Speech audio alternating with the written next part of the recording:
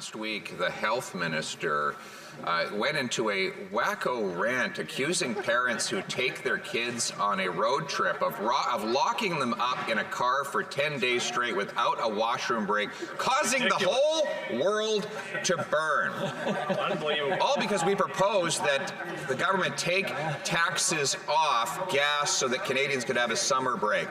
Will this health minister break into the same hysteria over his boss's use of a gas-guzzling private jet to vacation all around the world? Mr. Speaker, we face an existential crisis in climate change.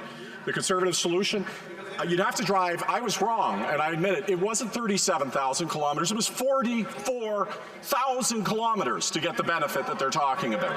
And what they want to do is cut not only dental care, not only cut child care, not only cut pharmacare, but end our climate action and return to the days when the Conservative Party would go into climate conferences and attack the action the world was taking to save our planet. I will stand for climate change, and so will this party. Mr. Speaker.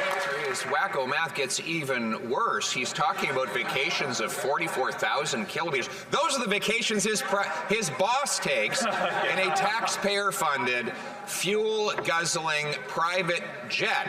The vacations for which Conservatives want to give Canadians a break is to a local campground where they can support the local economy. We know Canadians can't go abroad. All they can do is get in their small vehicle and have a small break. Why won't the government take the tax off so that they can afford to do that? Mr. Speaker, it seems that we have, in fact, underestimated the WACKO math of the Conservative Party of Canada. According to Sarah Hastings-Simon, an associate professor at the University of Calgary Faculty of Science, and she crunched the numbers, the alleged numbers of the Conservative Party based on the savings, and her calculation, someone would have to drive 44,000 kilometers, not 37,000 kilometers, Mr. Speaker. 44, so you could in fact drive from the North Pole to the South Pole and back, and you would have some kilometers left. These are the type of mathematics that these people are doing, Mr. Speaker. If that particular minister had his way, Canadians wouldn't even be allowed to drive to the grocery store because he wants to abolish roads. He says we should not fund any more roads, and then has the audacity to call other people WACKO. Most Canadians don't want to put on an orange jumpsuit or climb a building.